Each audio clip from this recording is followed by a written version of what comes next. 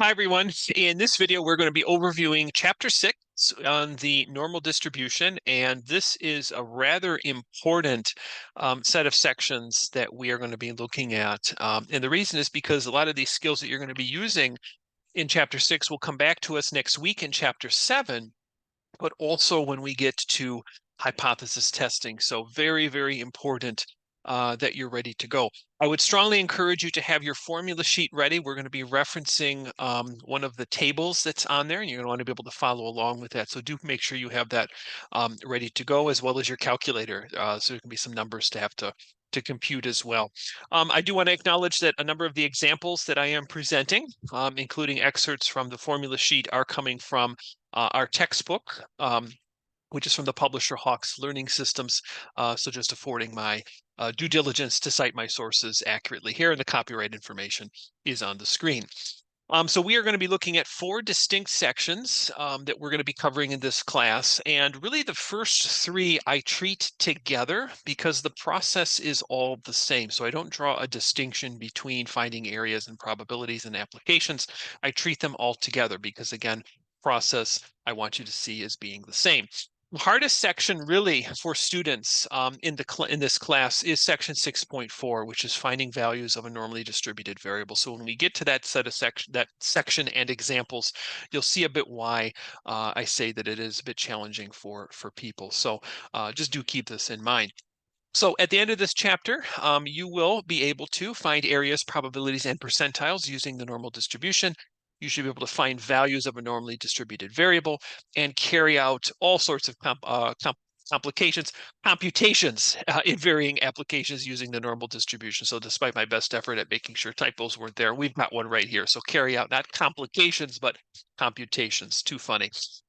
Things might be a bit complicated, but there'll be some applications where you're going to do some number crunching in that respect. So, all right, so what is our motivation to this? Why do we need to care? So let's consider the ACT, okay, which was a standardized test used in high schools to sort of predict success in college. It's since been replaced by the SAT, but ACT might still be out there somewhere.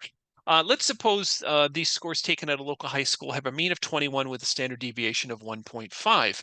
If we asked to use the empirical rule to determine what scores are needed to be in the top 16%, we understand from chapter 3 that this score would be about a 22.5, since this score is 16% above it. And so we get that by 100 minus 68 gives us 32. 32 divided by 2 is 16. And so again, we can understand that.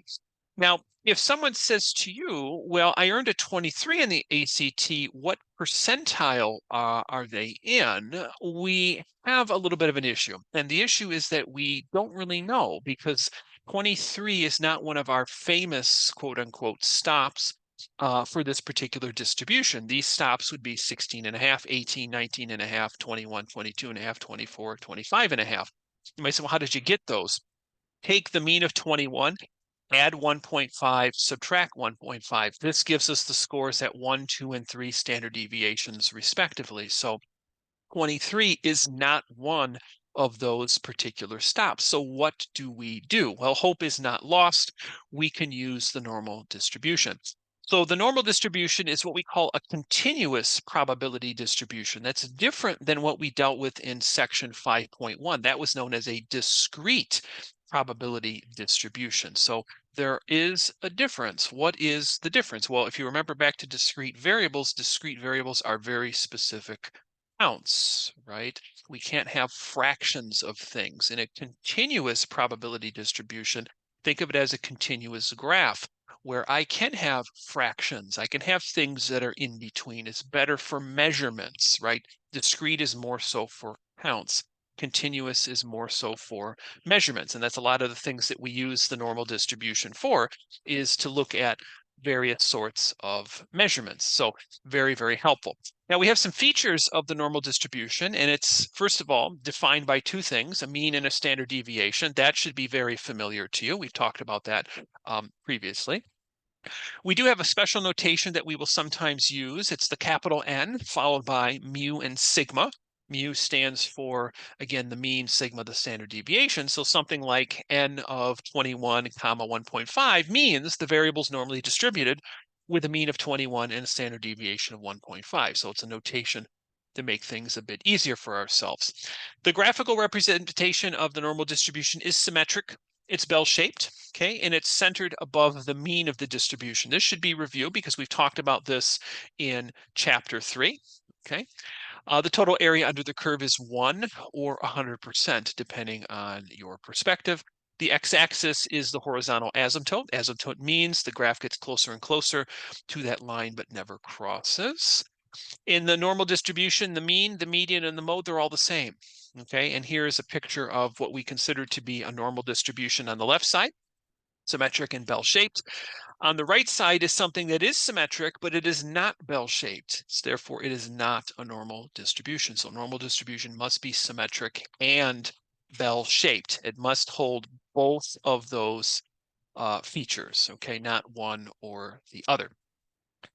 Now, the normal distribution is somewhat sophisticated. It only understands standard deviations. Okay, you may say, well, what do you mean by standard deviation? So in order to use this normal distribution, we have to convert anything to a standard deviation. So for using our ACT scores here for that percentile question, we have to convert it to a standard deviation. In other words, how many standard deviations is that score from the mean? And in order to do that, we bring back an old friend, which is the z-score. And if you remember, the z-score from chapter 3 is the number of standard deviations that a particular value is from the mean. It tells me the number of standard deviations. So that's what we rely on. Now, the normal distribution does have a dependency on mu and sigma. So there are many, many different possibilities for these values. So what we have to do is what's called standardize the curve. And so what we use and reference is something called the standard normal distribution. That is what allows us to do all the things that we need to do. Okay, the chart that we're going to reference in the formula sheet we use called the standard normal distribution. Okay, so a standard score may also be referred to as a z-score or a z-value. So some books call it differently. We'll reference it as a z-score. Okay, there's the formula for it. Hopefully it's very familiar. You remember that x is the observed value, mu is the population mean, and sigma is the population standard deviation. Now, from this moment forward, all z-scores, you will round to 2 decimal places because our z-table only has 2 decimal places. So that now is a standing rule. Okay, you don't need to ask me, how many places do we need to round the z-score to? We have it, it's 2. So once we have the z-score, you then have to figure out what percent of the data lies behind it, ahead of it, in the tails, or between 2 z-scores. So to do this, we use the special table that shows us this, and it's called the normal distribution chart. Okay, and again, I want to place the emphasis here on making sure you round those z-scores to 2 decimal places. Now, once we have z-scores, we have to figure out what percent of the data lies. And you'll notice we've got 4 different cases that we need to consider. So these are all applications that we will talk about in a few minutes. And so to do this, we have to use the table that shows us these areas, okay? So to use the chart, we have to know the z-score. And again, the reason is because the normal distribution only speaks in standard deviations, and that's exactly what a z-score is. So very important that you don't walk over to the normal distribution with just the raw data. You have to convert it to a z-score, otherwise you're not going to be able to use the table. So the z-score for our particular example, okay, with our ACT, we had a score of 23. You may recall that the mean was 21 and the standard deviation was 1.5. And so this gives us a z-score or standard deviation of 1.33. So what that tells me is that my score of 23 is above the mean, and that should be very clear that it is, okay, because 23 is more than 21. And the standard deviation is 1.33. So that's not 1, 2, or 3 standard deviations like the empirical rule relies on. So it's clear that this one is between 1 and 2. So the question is, what percentile is it? Well, from the normal distribution table, what it would tell us is that the value to the left of this z-score is 0.9082, and that means that a score of a 23 based on this mean and this standard deviation would have a 90.82 percentile. Now, somebody's going to ask, is that a good thing? Well, I think the higher percentile you're in on an exam, the better. So yes, this would be a very good thing for the person who got this particular score. Now, people are going to ask, where did that value come from? The answer is from these tables. You say, oh my goodness, how do we use these tables? Good question. We'll answer that in a moment. So you'll notice that there are two of them, one on the left, one on the right, that we will have some familiarity with. You may be wondering why we have to use two different tables, and I'll explain that in about another slide or two. So what we're going to have to know is that we are going to be using things that statisticians have to call approximately normal distributions. And the reason is because variables tend to change and vary, hence their name. So it may not be exactly that they follow a normal distribution. So you might see that phrase approximately normal. No big deal if you do, because it has the same meaning of being a normally distributed variable. Now, one application of looking and using the normal distribution is finding area under a particular curve, as well as probabilities, okay, of random variables falling within a particular region under the curve. So area and probability in these instances, we treat as sort of the same kind of thing. Somebody says, do you find the area under the normal curve? There also means to find the probability. Okay, so all of that is synonymous. So there's not a separate process for questions that involve area or probability. So I just want to make sure, again, that is very clear. So if we are asked to find any of the following, the procedure then is exactly the same. So finding area under the curve, finding probabilities, finding percentiles. Okay, and we'll review all of those in a few moments. Now, within each of these three scenarios, we can encounter one of four cases: area left, area to the right, area in between, and area in the tails. Okay, so these four cases are going to be with us also in the following chapter, chapter 7. So knowing how to do them now is going to be particularly helpful in a little while. So your chart, very important to remember, uses area to the left. That is exactly how your chart reads, okay? So we'll talk about how we know that in a moment. So again, the word area is used here. We can also substitute probability. So don't be weirded out by, wait a minute, you just said all of these processes are the same. I understand that we tend to like to think of things in terms of areas, but we can also use probability. And finally, the word percentile means area to the left. Okay, so if you see something about percentile get mentioned, this means area left. So this is a very important slide. Okay, hopefully you have it taken down in the notes and reference a little bit later on. Now, I want to return to the normal tables. Okay, these are the two that I presented 2 slides ago, and we're going to understand these a bit more. So first of all, the table on the left is for negative z-scores, and the table on the right is for positive z-scores. And you're going to ask, well, how do you know? Well, let's zoom in a bit. The one on the left, if you look very carefully, we have 2 clues. The first, if you look at the left arrow, it says z, and you notice how it has negative z-scores. There's your giveaway, okay? If you look at the right arrow with the photo of the normal distribution, you see the area there, okay? You see z. Z is on the left-hand side of 0. Left-hand side of 0 is negative, okay? Now, the reason I know that this chart reads area to the left is look at the area that's shaded in reference to z. It's on the left side, okay? So that's how I know that my chart reads area to the left. All right, if we look at the chart on the right, what you should notice is the same thing. The z-scores that are listed with the left arrow are all positive, and look at where z is placed on the normal curve. It is to the right of 0, okay? And also, do you see the blue area that's shaded, okay, and labeled? That again is how I know we're dealing with area to the left. So that's how I know that my chart in the book is referencing area to the left. Very, very important. Now you might say, well, who cares? Well, depending on the stats class you take, depending on the book that's used, it might be different. So that's why it's important to pay attention to the drawings that are provided on those tables. I did take a statistics class for my second master's, and that normal table did not do area left, it did area to the right.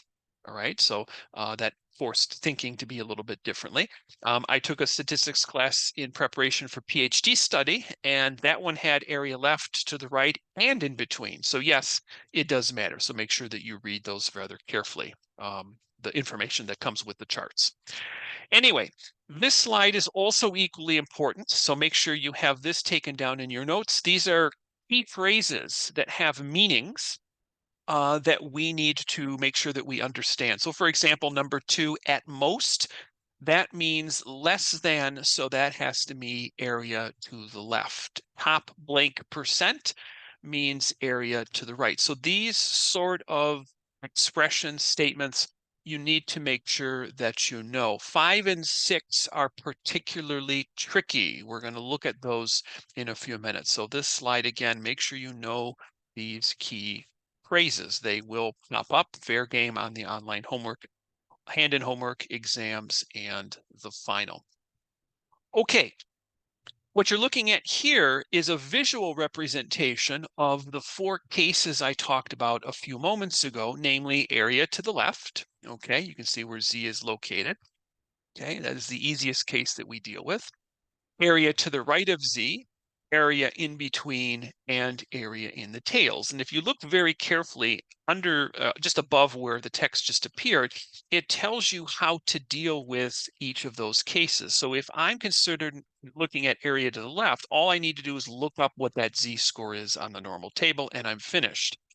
If I'm looking up the area to the right, I can look up the opposite of that Z score, and we'll talk about why that is the case. If you're looking for area in between, you can look up the 2 Z scores and subtract the smaller one from the larger one. So in other words, Z2's area minus Z1's area. And if you're looking at area in between, we need to look up Z1, that would be the area to the left, look up the opposite of Z2, and then sum the 2, okay? And we get an idea of what the area then would be for both of those tails. So again, if you're a little lost, don't worry, we will work the examples and make sure you're clear and comfortable with those. Now, the text that's above here talks about the placement of the equal to inequality, okay? So the probability that our continuous random variable is less than or equal to X, or do we need to say less than X? And certainly it works for greater than or equal to and greater than. If you remember back in section 5.1, it did matter about that placement of the equal to, okay? It does not matter for continuous random variables because the normal curve itself is known as a continuous probability distribution. So choosing the endpoints here, it does not affect or change the area. So you may see me intermix the equal tos, okay, when we do that in chapter 6, so don't be alarmed. It all means the same thing. It doesn't change the outcome of the probability. Remember, though, in section 5.1 with discrete random variables, it does. Okay, it does. Okay, with all that wonderful preliminary information out of the way, I think we're ready to look at some examples here. All right, so suppose we are asked to find the area under the standard normal curve, and we want to the left of Z equals 1.37. So the first thing I do is draw the picture so I know what the heck I'm looking for. And you're going to see me do this on many, many examples, and I would encourage you to also make sure you draw the picture. Okay, so there's a normal curve. Wonderful. And Z is equal to 1.37. It's going to live somewhere there. Okay. And what I'm looking for is the area that is to the left of that. So there's my wonderful shading job. Hopefully no one is laughing at me, but you get the idea. So I'm looking for the area that is to the left of that. Now, looking at this, you should notice that's a pretty big area. Much of the curve is shaded in. So it's that entire area to the left. So I anticipate this area to be pretty large. All right. Here's an excerpt from the normal curve. We understand that the values here are positive because I'm looking at 1.37. So the first thing I need to do is look for the first 2 digits of 1.37. And so those first 2 digits are 1.3. Okay, so that locks me into this row. The last digit of 1.37 is 0.07, so that would be a 7. So that's going to lock me into this column. Now, where this row and column intersect is going to be the area in question. So in this case, 0.9147 is the area to the left of 1.37.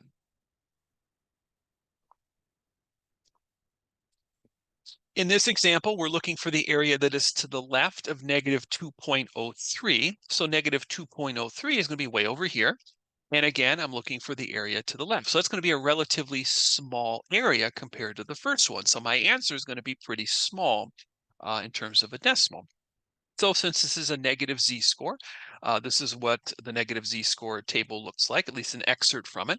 We're looking again for negative 2.03. So what are the first two digits? That would be 2.0. So that locks me into that row. And the last digit was a 3, so that locks me into this column. Okay, so what is that value then? Well, that area to the left of negative 2.03 is going to be 0.012. So that is a very small area, and that makes sense because that is a small piece of the curve. So that's area to the left, hopefully making sense. All right, now what happens if we want the area that's to the right, okay, of 1.37? Well, 1.37 again is located here, and I want the area that's to the right. Notice that that is a small piece, okay? Now, for the area to the right, we actually have two options, okay? Option number one is that you can look up the area that is to the left. So in other words, go to the normal table right now, look up 1.37, and you're going to get a large number. And what you're going to do is you're going to subtract that from 1. So you're going to take 1 minus that area. That's going to give you the answer. The other option you can do is you can actually look up the opposite z-score. So in other words, you can look up negative 1.37 and be finished. And the reason that works is because we have symmetry. Okay, the normal curve, remember, is symmetrical and bell-shaped. Symmetrical is important. That is very helpful. So for option number 1, we would take 1 minus 0.9147. Okay, and we get 0.0853. For option number 2, the answer would just be 0.0853. And I'm going to show you how that works. So if we looked up for option 2, the negative 1.37, okay, there it is right there. So hopefully you can see the negative 1.3 to the left, and then up that column is the 0.07. So yes, indeed, you get the same answer either way. So pick whichever option you wish to use. I have a tendency to use the opposite z-score. It's just a little bit easier to work with. Okay, let's take a look at this one. We want the area that is to the right of z equals negative 0.90. So once again, there's my normal curve. Negative 0.90 is there, and I want everything to the right. So it looks like my coloring job is getting better. Hopefully people are critiquing that. Thank you so much. Okay, that is a pretty big area. Do we agree? I hope you do. Okay, so that my answer here has to be a relatively large value. So looking again, we have two options for area to the right. You can look up the area to the left, subtract from 1, or you can look up the opposite z-score. So doing option number 1, if we went and looked up negative 0.90, you would find 0.1841. That would be, again, the area to the left. We subtract, and we get 0.8159.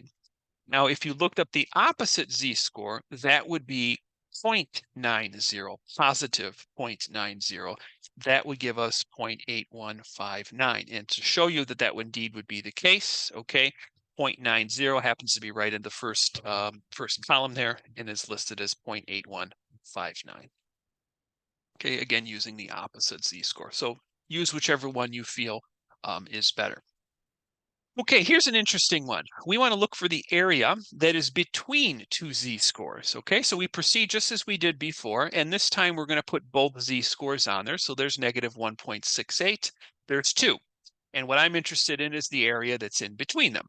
Okay, so you should notice that that is a pretty big area. Okay. Now, to handle area in between, what we do is we simply look up the area that is to the left of both z-scores, and I subtract the smaller area from the larger area. Okay, now let's understand why. If I look up the area of 2, you understand that everything to the left of 2, that is going to be the direction of that green arrow. That's a lot of area, and as in fact, it's too much. Right? I'm only concerned with what's between negative 1.68 and 2. Looking up 2 is going to give me everything to the left, too much. Now, if I look up the area that is to the left of negative 1.68, that's going to give me the area that I don't care about. However, that's the amount that I need to remove. So that's why we have to subtract the areas.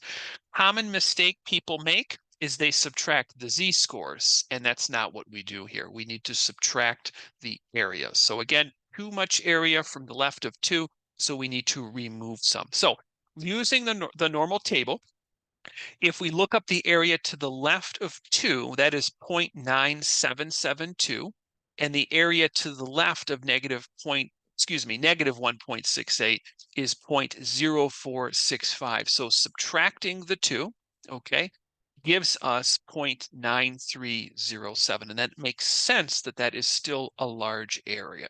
Okay, so again, we have this larger 0.9772, too much area to the left of 2. We have to remove what is to the left of negative 1.68, which is the 0.0465 to get the area that we want.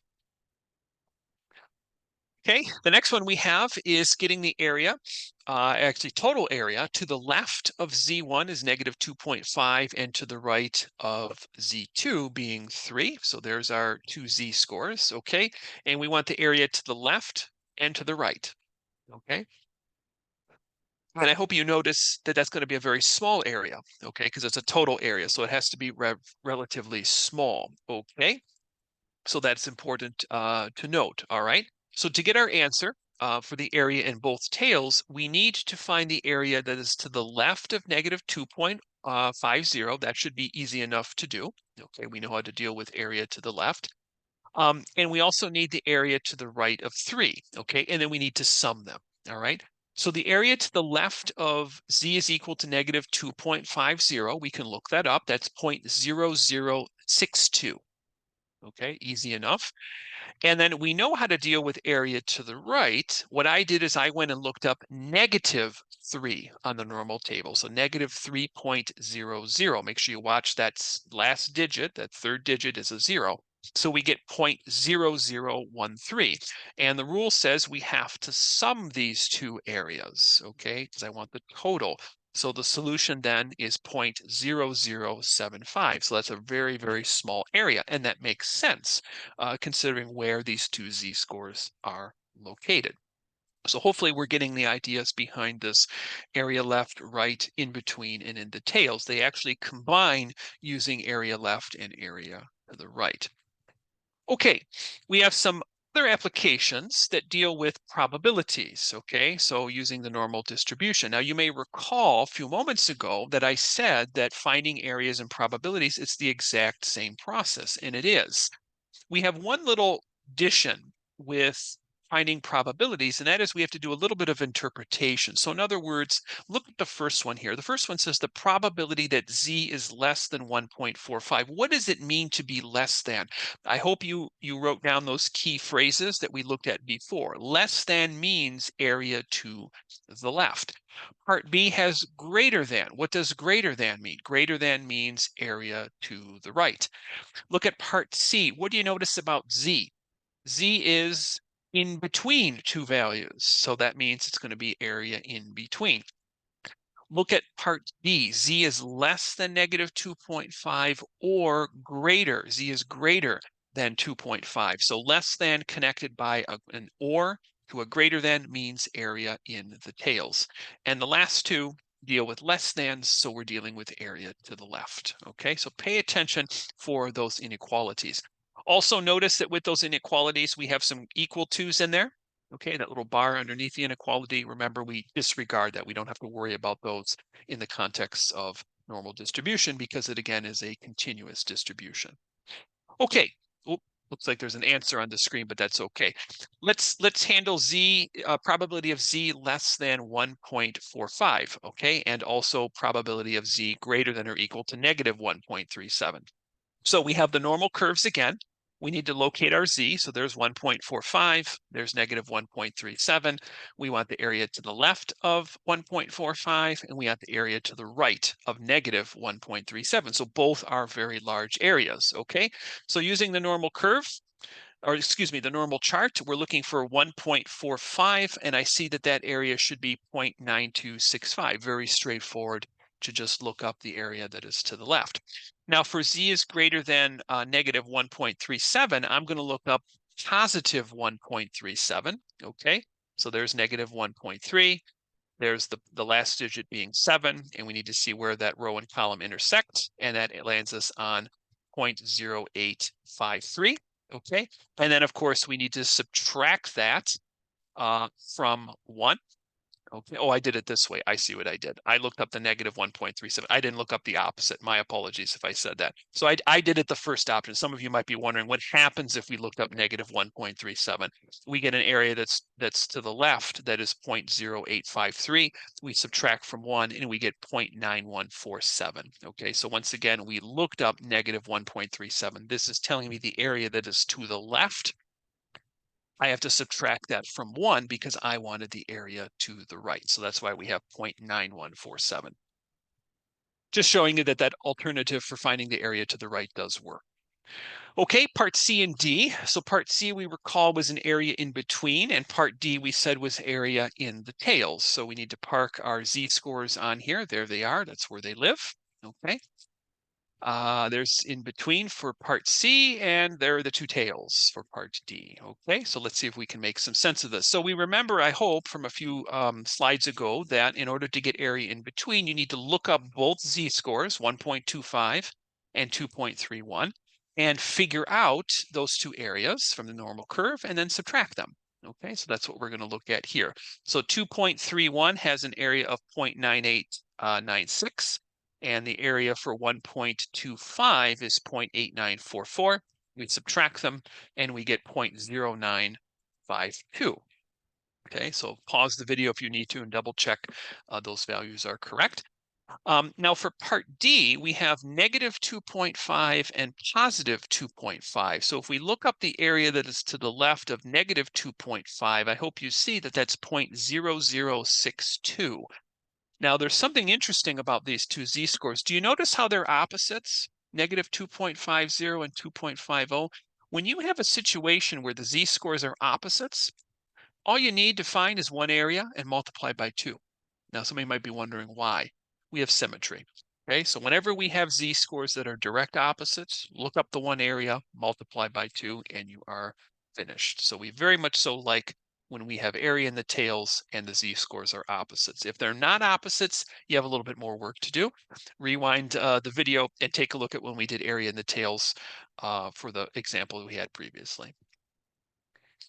All right, the last two that we're looking at here deal with probability that z is less than negative 4.01 and z is less than 3.98. So again, we're dealing with area to the left. Okay, so negative 4.01 admittedly is off my chart. Okay, it's somewhere over here. And 3.98 is going to be the same thing. So where are the areas here?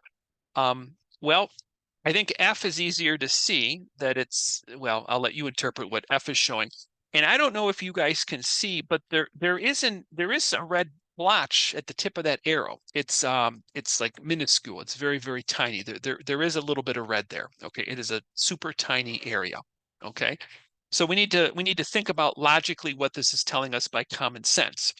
So what is the probability that z is less than negative 4.01? I hope you're seeing that very little, if any, of the curve is shaded. So it should be 0. I hope by common sense you see this. And if you look at F, it appears that the entire curve is shaded in. So this answer we would anticipate to be close to 1, okay, if not very, very close to 1. So the question is, can we use the normal chart to help us? Well, let's understand if that is possible. If you look at the negative chart, the highest value that it has in the negative sense is negative 3.49. That's what it goes up to. It does not go beyond that. So there's no negative 3.92, those sorts of things. And the value that's on there, the area is 0.0002. That's already super, super small. So we infer that this probability would be 0. Similarly, if we consider 3.49, okay, that's going to be the highest value. Look at what this one goes to. It goes to 0.9998, okay? Pretty gosh darn close to 1. So the same idea here. This we can infer then would be very close, if not equal to 1. Okay, so sometimes you may see those inferences in that respect. So very interesting. Okay, some additional applications. Now we move into to sort of the story problem. So this is sort of the things that you would be expected to be able to do on a hand in homework, exam, final, etc. So we have body temperatures of adults. We know that they're normally distributed with a mean of 98.6 degrees Fahrenheit, standard deviation of 0.73 degrees Fahrenheit. We want to know the probability of a healthy adult having a body temperature less than 96.9 degrees Fahrenheit. So first thing we need to do is look for keywords. Okay, I'm all about keywords. So first of all, there's our phrase normally distributed. We are very happy when we see this phrase because what it means is I get to use z-scores. It means I get to use the normal distribution table. Okay, all four cases are in play here: area left, right, in between, and then the tails. Very, very useful. I see the word mean. Okay, that's important. I see the word standard deviation, and I'm actually cheating when I circled this one because I also see the word less than. Do you see that? Okay, less than means area to the left. I hope we remember that. What we know is our mean, and we know our standard deviation, just using that normal distribution notation that I presented a while ago. Okay. We have a continuous random variable, x, and x here stands for the body temperature. So look how I wrote this. I wrote it as the probability that x is less than 96.9 degrees Fahrenheit. That's what I'm interested in, this body temperature. What is the probability this body temperature is less than this particular degree measure? So what we have to do is we actually have to compute the z-score for this. I have to know what z-score is 96.9 degrees Fahrenheit, okay? I can't go to the normal table and say 96.9 degrees Fahrenheit. It does not understand. So I have to compute this to a z-score. So that's what I'm showing you here. We take our observed value x, I subtract the mean, 98.6, and I divide by our standard deviation of 0.73. That simplifies to negative 2.328. And I remember that z-scores have to be rounded to 2 decimal places. So that's why it says negative 2.33. Okay. So where is negative 2.33? It is located right there. And there's my area. Okay. So it's a very small percentage, very small area that I'm looking for. So this is area to the left. I can use my normal table. Okay. And what we end up with is 0.0099. And I would encourage you to pause the video, look up negative 2.33 on the normal table, and confirm that it is 0.0099. Okay, same situation with body temperatures. This time, what we're looking for is a temperature that's greater than. Okay, so greater than means area to the right. So again, same mean and standard deviation. This time we want the probability that x is greater than 97.76. Which one are we? That's a typo there. Should be 6 following the example. Okay, so probability that x is greater than 97.6 degrees Fahrenheit. So same idea. We need to compute the z-score for this, and the z-score we end up with is negative 1.37. So again, we take that value, subtract the mean, divide by the standard deviation, rounding that z-score to 2 decimal places. Now you have to remember how we deal with area to the right. You have 2 options. You can look up this z-score and then subtract its area from 1, or you may look up the opposite z-score. Okay, it is up to you. Either way, that area is going to be very, very large. So that percentage that you find should be big. Okay. So in this particular case, I looked up the positive 1.37 and we got 0.9147. And that actually sounds familiar. We've done that z-score quite a bit here in that area. Okay. So so in other words, there's a 91.47% chance that an adult having a body temperature greater than 97.6 degrees Fahrenheit. So that's a pretty good chance. All right, same situation again. This time we're dealing with the body temperatures that are between 98 and 99 degrees. Okay, so again, same mean and standard deviation. This time we want to know the probability that x is in between. So what you should notice is that we're combining the probability stuff that we did a few minutes ago, but we are extracting this information from the story problem. So the story problem is presented to us and we are building the expression that gives us the probability and then interpreting that probability to be one of the areas. Okay, so they're all related here. So in this instance, we are looking for the area that's in between. In other words, the probability that our x is between 98 and 99 degrees Fahrenheit. So to do this, unfortunately, you have to do 2 z-scores. Okay, so we have to convert 98 and 99. So that's the 2 computations that you see here, 98 minus the mean divided by the standard deviation, and the same for 99. Simplifying, we get z-score of negative 0.82 for 98 degrees, and that makes sense because 98 is definitely less than the mean, which means it's on the left side, okay? And 99 would be a positive z-score because it is above the mean, okay? And you'll notice that they're pretty close to 1 and negative 1 respectively, okay? It's not too far away from the mean, especially given our standard deviation being so small of 0.73. So just trying to make sense of the values that we are given. Okay, so there is our first z value, negative 0.82, 0.55, and we want the area that is in between. So not a terribly large area, okay, comparatively to what we've been looking at before, but still a substantial area that our value should be somewhat large, okay, comparatively. So for this area, we look up both areas to the left of the z-scores. So the area to the left of 0.55 is 0.7088, and the area to the left of negative 0.82 is 0.2061. And again, I encourage you pause the video and look that up for yourself. Subtract the two, and we get 0.5027. All right, same situation again with body temperatures. This time, we're looking for a body temperature that is less than 99.6 degrees Fahrenheit or greater than 100.6 degrees Fahrenheit. So which case do you think this one is? If you're thinking area in the tails, you're right, because that's the one we haven't done yet with the story problem. So same mean and standard deviation we've been dealing with forever. And here's how we would express this in probability notation. So that temperature, that X less than 99.6 degrees Fahrenheit or more than 100.6 degrees Fahrenheit. So area in the tails. So again, just like in the previous example, we need to compute two z-scores. Okay, so each of them separately. So 99.6 z-score is 1.37, and 100.6 degree Fahrenheit's z-score is 2.74. Okay, so there's our picture. There's 1.37, there's 2.74, and again, what we're looking for are these two tails. Now, you might say, wait a minute, the area to the left of 1.37, that is a big tail.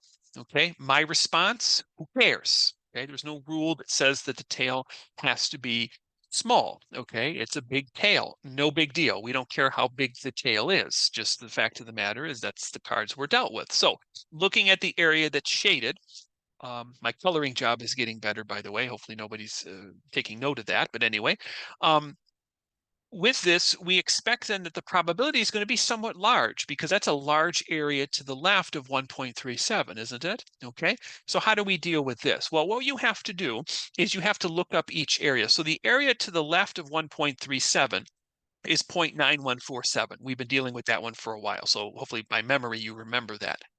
The area to the right of 2.74, you have to remember how to deal with area to the right. You can look up 2.74 and subtract from 1. That's going to give you 0.0031. Or you can look up negative 2.74, okay? And that's going to give you 0.0031. You can't multiply the area by 2 here because these two z-scores are not opposites. Okay, you might remember from a few minutes ago, I said if you've got opposites, you can multiply the z-scores or multiply the areas by 2 if the z-scores are opposites, and we're dealing with tails. That's not what we have here, unfortunately. So we sum the areas and we get 0.9178, and that makes sense because that's a lot of the curve that's shaded in here. Okay, and there's our respective areas to make it a little bit more clear for you. Okay, now, oh, I think my animation got ahead of me, but that's okay. So again, we have body temperatures. And in this instance, we want to know what is the probability of a healthy adult having a body temperature that differs from the population mean by more than 1%. Look at that wording. Okay, differs from the population mean by more than 1%. What exactly is that telling us? Okay, well, again, for the 5th time, we know the mean and standard deviation, but we need to know what this phrase means. Now, from slide 13, which was a while ago, differs from the blank by more than blank means area in the tails. And the question here that's been on the screen since the slide popped up is why? Why is the interpretation here in the tails? And the first blank we would substitute mean, okay? And the second blank would be 1 degree Fahrenheit. Obviously, I'm trying to generalize this because this phrase will pop up quite a bit. So let's try to understand why this phrase means area in the tails. Okay, so again, we're using the mean and we're using 1 degree Fahrenheit from the context of this problem. All right, so here's a normal curve, and in the middle is going to be the mean. We hopefully remember this. Mean is always in the middle, and in this case, it's 98.6 degrees Fahrenheit. On the left side of the mean, we're going to have 97.6 degrees, okay? And on the right side, 99.6 degrees. And somebody's going to ask, where are you getting those two values? Well, it told me that we're concerned about 1 degree Fahrenheit. So I just simply added 1 and subtracted 1 from the mean. If this had said differs from the mean by more than 5 degrees, then we would have added 5 and subtracted 5, okay? These are what I call boundary numbers. Okay, those are my boundary numbers. Now, what we need to do is we need to pick a random temperature somewhere and see what happens. Okay, so I'm going to I'm going to pick 102 degrees Fahrenheit. I hope you agree that that's going to be way out here on the right side. Okay, now what I'm going to do is I want to know what is the difference between 102 degrees and the mean. And the reason is because look at what the phrase says. It differs from the mean. Okay, so I take that temperature and I subtract them. And what we get is 3.4. Okay, the question is that difference more than 1? Okay, well, it should be. 3.4 degrees is definitely more than 1, and that's exactly what I wanted. So where is 102 degrees Fahrenheit? It's in the tail. Okay, should be obvious now. Now, someone's going to ask, well, what happens if you pick something that was between 97.6 and 99.6? Well, let's pick one. Let's try 98. Okay, that difference is 0.6 degrees Fahrenheit. That difference is less than 1 degree Fahrenheit. That is not what I wanted. I wanted more than, okay? So that's how I know that we're not dealing with area in between here, okay? Now, if this phrase had said differs from the mean by less than 1 degree, that would mean area in between. When we hear the phrase differs from the mean by more than, it means area in the tails. And just in case someone's wondering, well, what happens if we pick a value that's way to the left of negative, excuse me, to the left of negative 97.6? Okay, well, let's pick something like 96. That difference would be 2.6 degrees. That is also more than 1 degree. So very clear that this is area in the tail. So hopefully this is now clear for all of you. So area in the tails differs by more than. If we're looking for area in between, it differs from the mean by less than. So that wording we have to be careful with. So this sneaky problem, okay, really is saying we want the area in the tails, okay?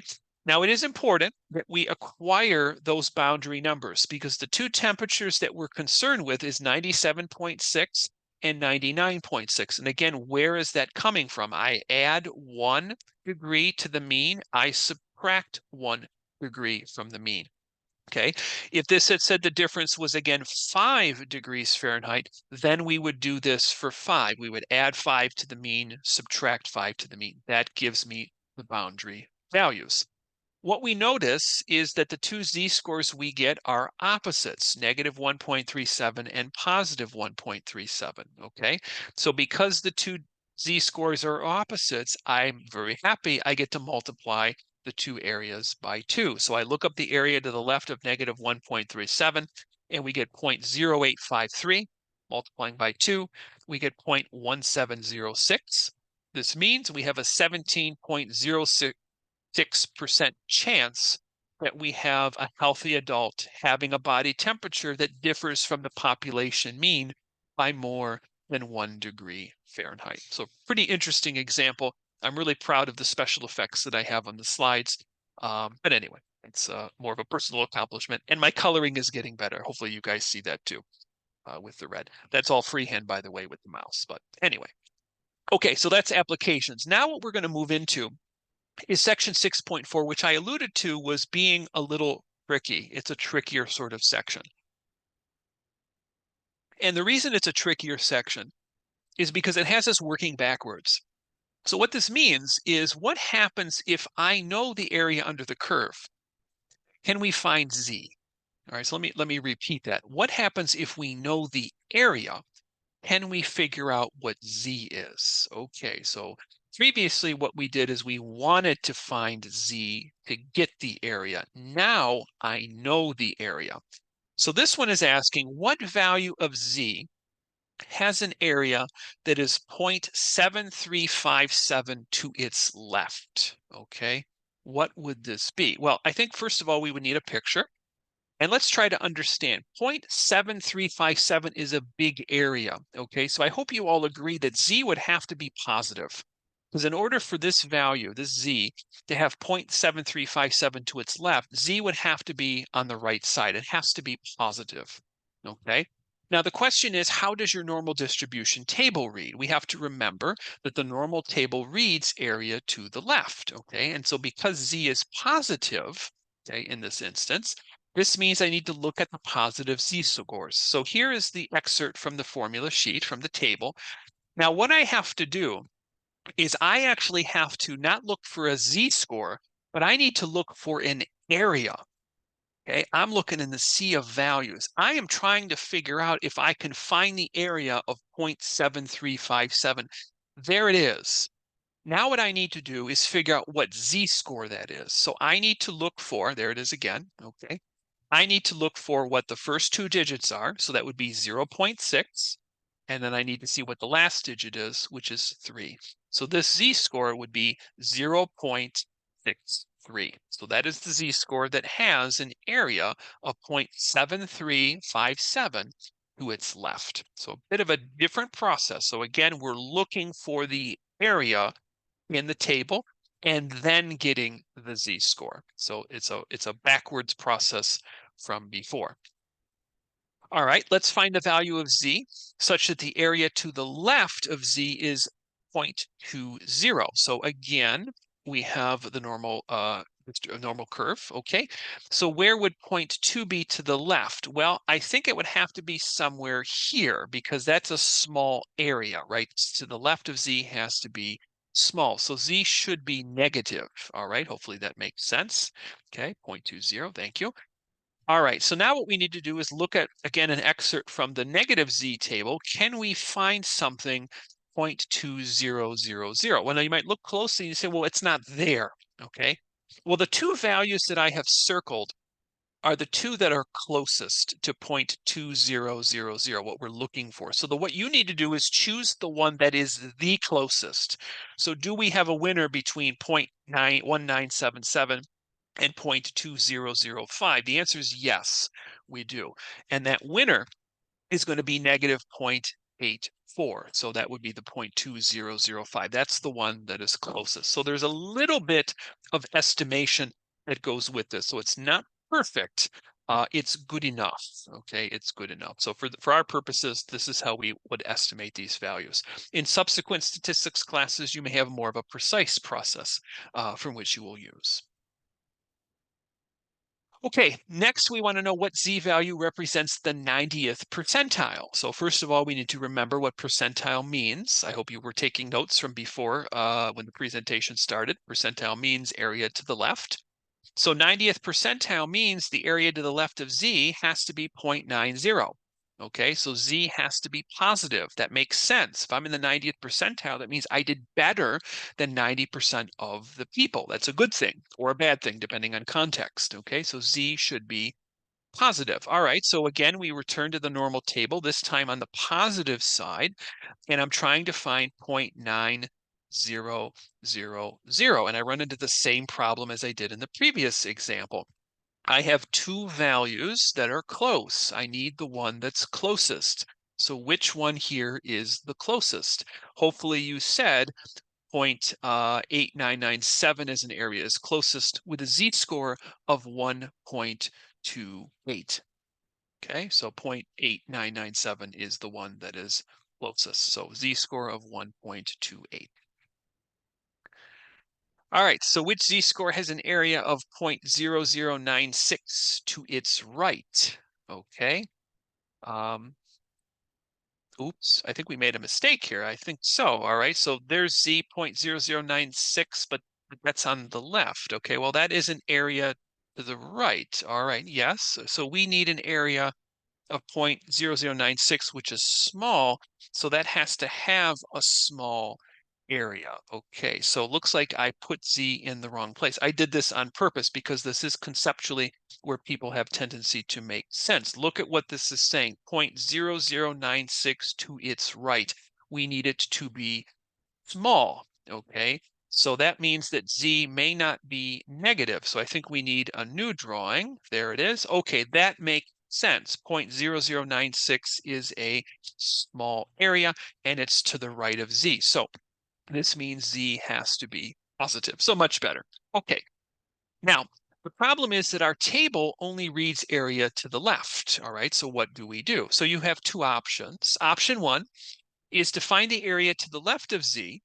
What you do is you take 1 minus 0.0096, which is 0.9904, and now we can look up 0.9904 and get z. Second option is to literally look up 0.0096, get the z, which is going to be negative in our case, and then take the opposite of it. Okay, and again, z has to be positive. That's why we're taking the opposite of it. So what I did is I looked up the negative one. Okay, so 0.0096 is right there.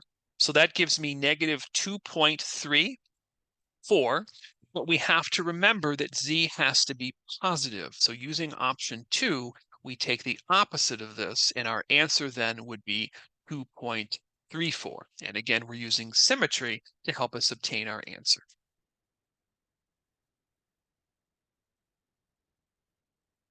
Next, we want to find the value of z such that the area between negative z and z is 0.90. So again, we return to our normal curve. There it is. Okay, we have opposite z and z, and the area in between's got to be 0.90. That's a big area.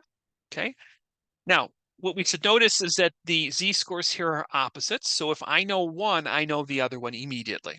Okay, so the best way to proceed for this is to use the fact that the table that we have reads area to the left.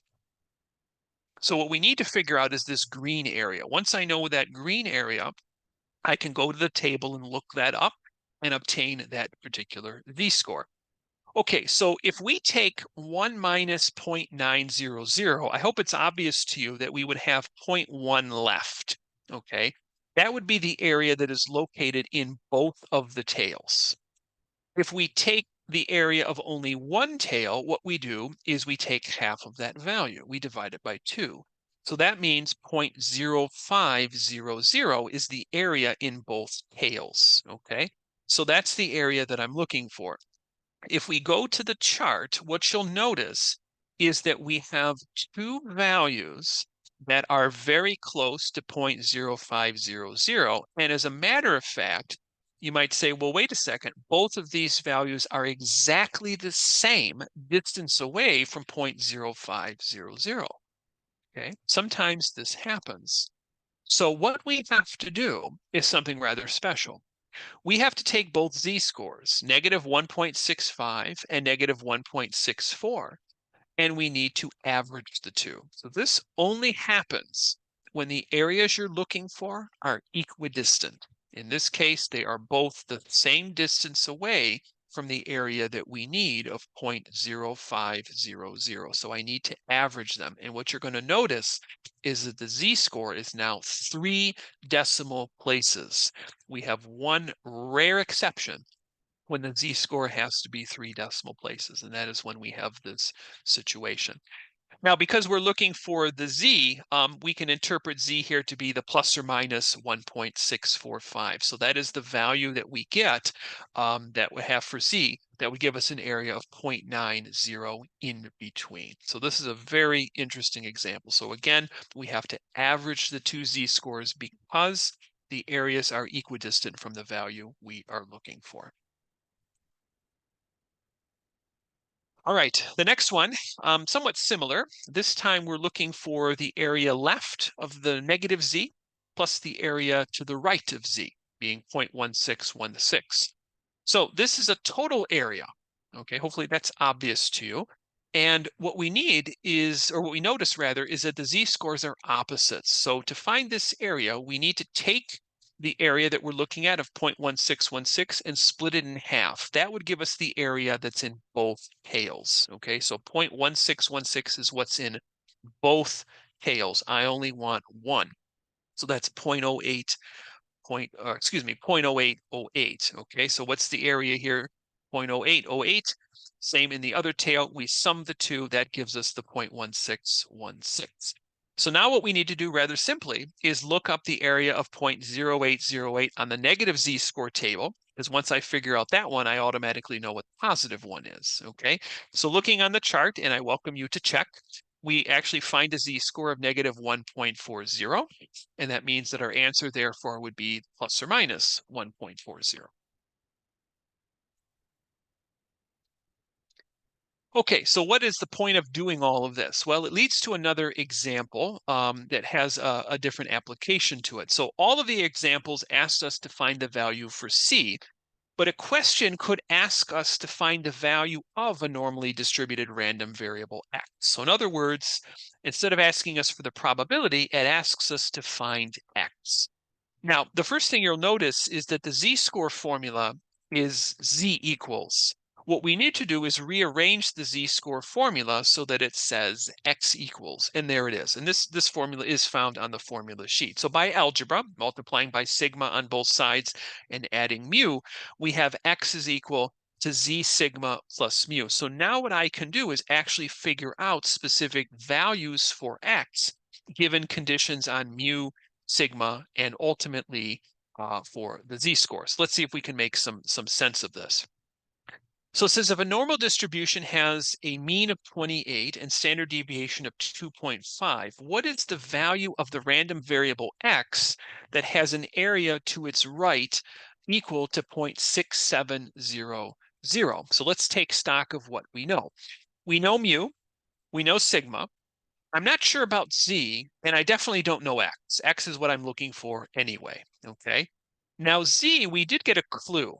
And what we know is that the area to the right of x has to be 0.6700, okay? So the question is, where then is z? So to the right has to be 0.6700. So that is a very large area, okay? So z should be negative, okay? Because again, 0.67 to the right, big area.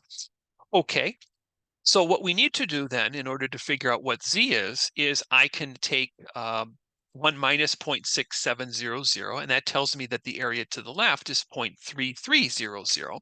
So when we look that up on the normal distribution table as an area, the z-score we obtain is z is equal to negative 0.44. So again, I would encourage you, pause the video, go to the negative z-score table and look up 0.3300 as an area, not a z-score, an area. Look for those 4 digits and get the z of negative 0.44. So what we do is we plug then what we know into the formula. So z is negative 0.44, sigma is 2.5, mu is 28. And so the value here for x that meets these conditions would be 26.9. Okay. And that certainly does make sense given our context because x is below the mean. Okay, so z is located on the left side of the mean, so x has to also be below the mean. So that makes perfect sense. All right, we return to the body temperature example. All right, this time we want to know what temperature rather, represents the 90th percentile. And this is important. Look at the wording of the question. It's asking us what temperature represents the 90th percentile. It's not asking us to find a probability. We want to find X. This is the tricky part on exams and the final. Students overlook the questions from section 6.4. So you need to make sure that you're reading these carefully. So this is asking me for the temperature that represents the 90th percentile. Okay, so that means I need to use X equals Z sigma plus mu. Now, percentile, we remember, means area to the left. So our z has to be positive to have an area of 0.900 to the left. So there is the picture. Okay, so z is in positive land. And I think we did this one before. Z should be 1.28. So this is from memory. Okay. You can again verify this by going to the normal table and looking that up yourself. So using our formula of x equals z sigma plus mu, this gives us 1.28 for z times the 0.73 for the standard deviation. What's our mean? And we have a temperature then of 99.53 degrees Fahrenheit. So this would be the temperature that would represent the 90th percentile for this particular data. Now, someone might wonder, what happens if the mean would change or the standard deviation change? Then the temperature here that would represent the 90th percentile could potentially change as well. Okay, so it does matter, does depend on what the mean and standard deviations are. All right, chapter 6 recap. We're at the end. We did a lot. Okay, we used the normal distribution table to find areas and probabilities and percentiles, as well as completing several different applications. And in section 6.4, we found values of X and their applications. And again, I have to warn you that the information that we're going to be looking at from this chapter is going to come back to us again later in chapter 7, as well as with hypothesis testing. So nice work making it to the end.